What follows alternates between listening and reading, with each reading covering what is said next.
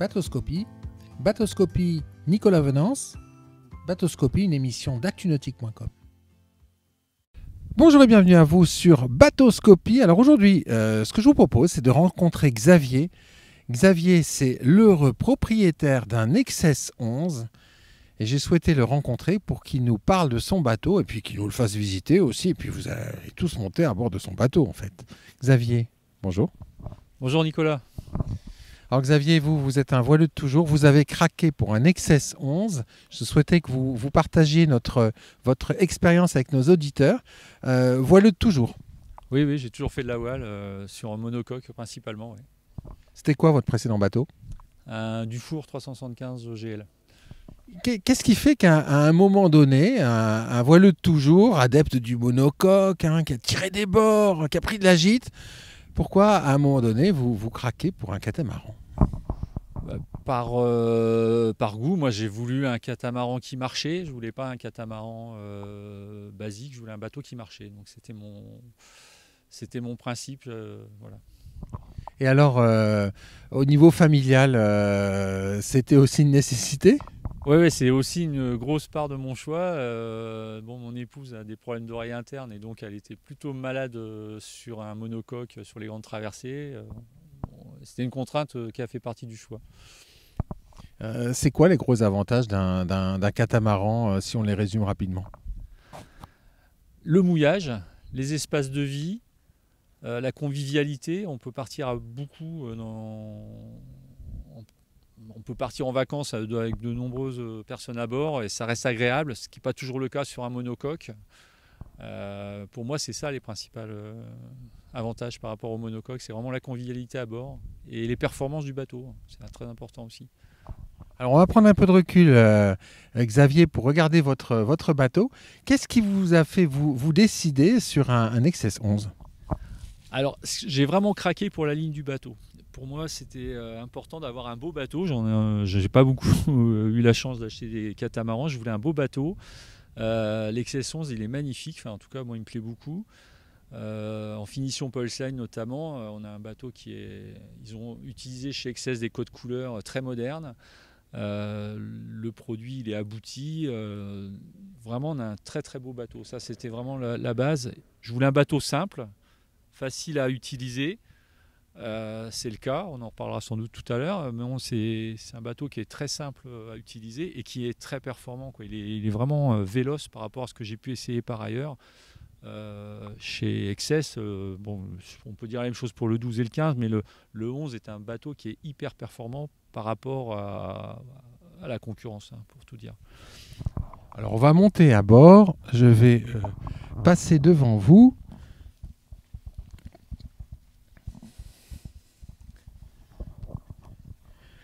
Alors si on s'intéresse à ces coques avant, c'est vrai que le design avant du bateau est très beau, hein, de l'extérieur. Ouais, il est réussi, c'est vraiment c'est original, ces filets asymétriques là, qui ont été bien pensés, parce qu'on a la chaîne avec de l'angle qui a été décalée pour pas être gêné par le bout dehors.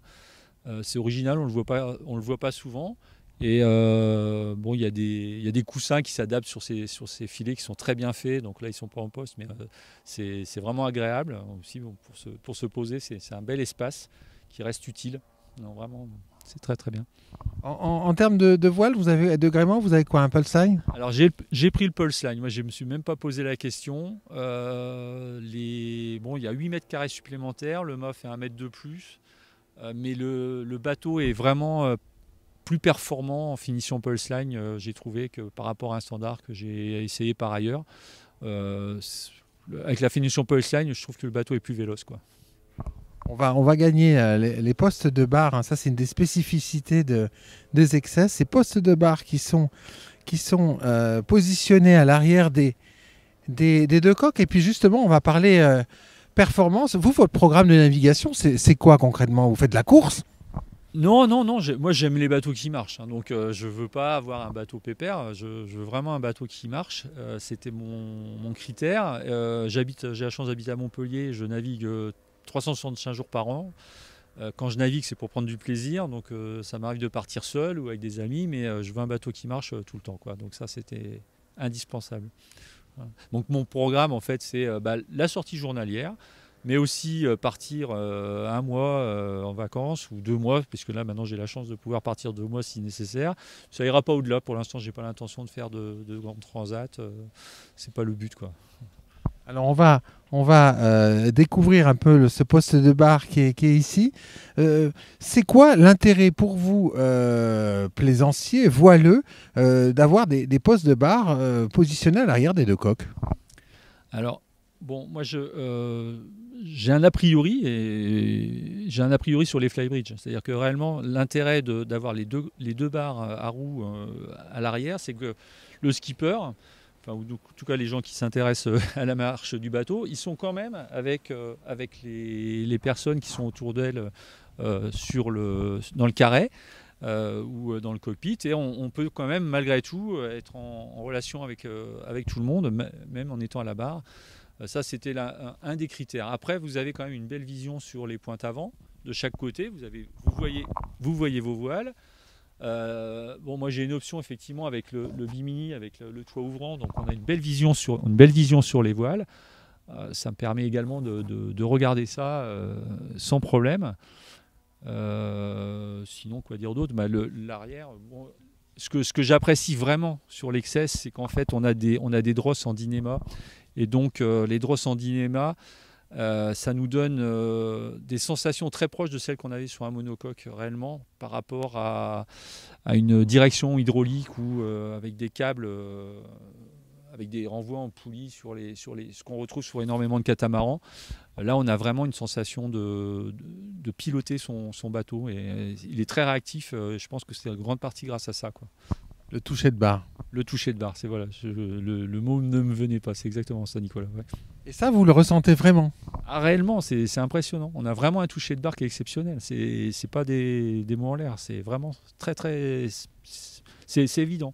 J'ai navigué sur beaucoup de catamarans. J'ai jamais eu ça. C'est un très bon bateau pour ça. Ouais, en fait, il vit à chaque vague, à chaque risée, en fait. Oui, il est très, très réactif. C'est un bateau qui est vivant, réellement. Ouais, on a un bateau qui marche et qui est vivant. On peut pas. C'est même ça. Il faut être précis, quoi, dans sa conduite en même temps. On ne peut pas faire n'importe quoi avec le bateau. Il faut vraiment avoir un œil tout le temps sur son bateau.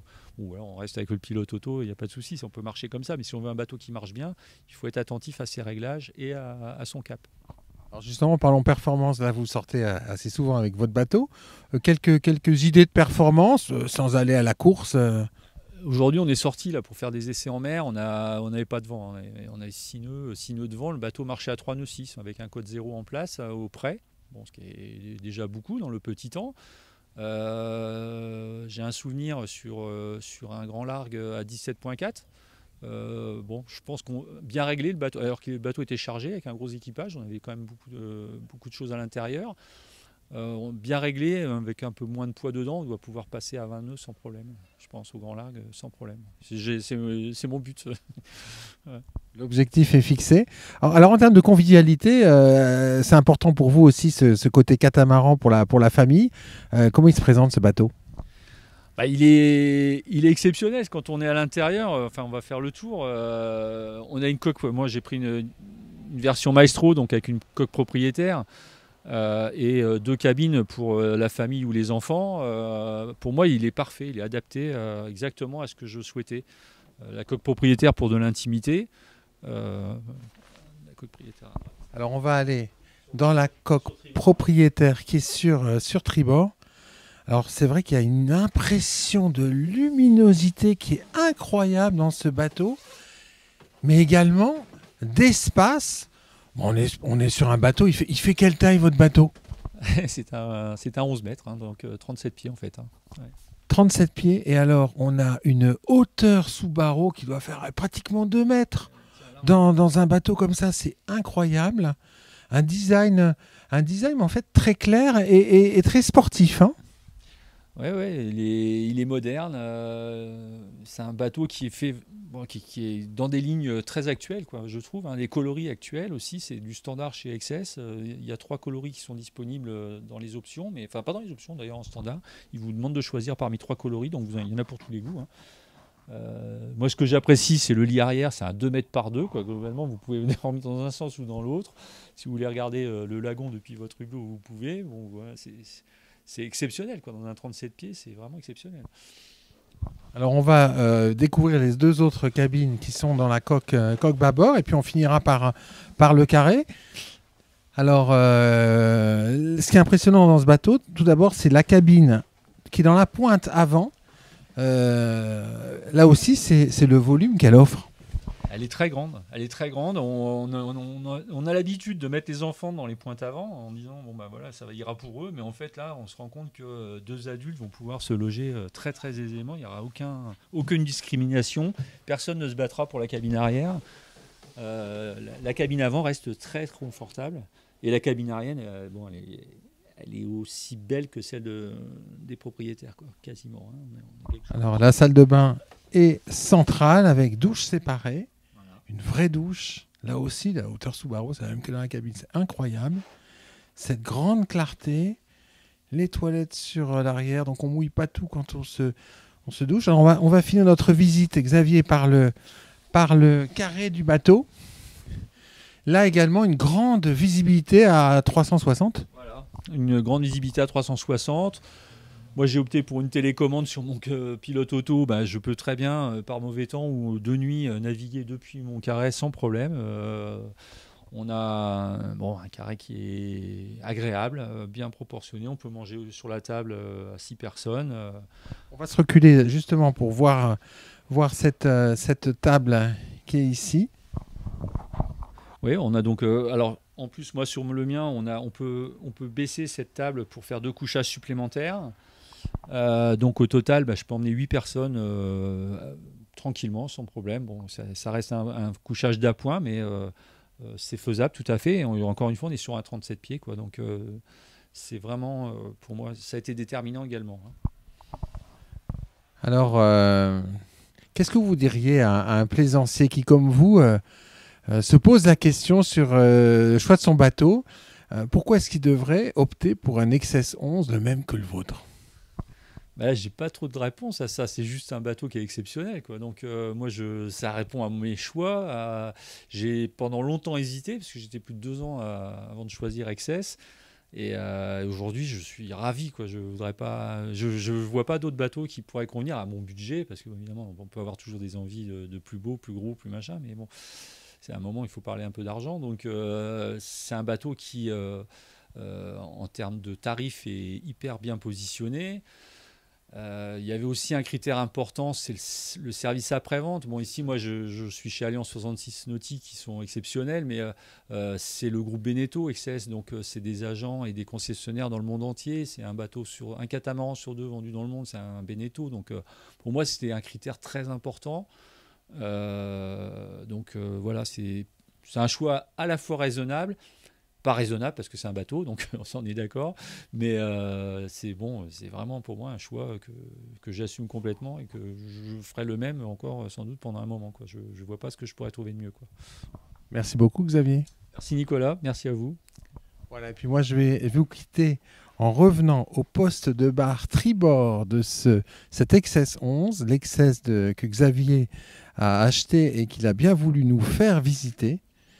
Voilà, beaucoup de passion pour ce voileux de toujours qui est passé du monocoque au catamaran avec cet XS 11. À très bientôt sur Bateauscopie. Cette émission est accessible à tout moment sur la chaîne YouTube d'ActuNautique, mais aussi en podcast sur Spotify, Deezer, Apple, Google, Acast et SoundCloud.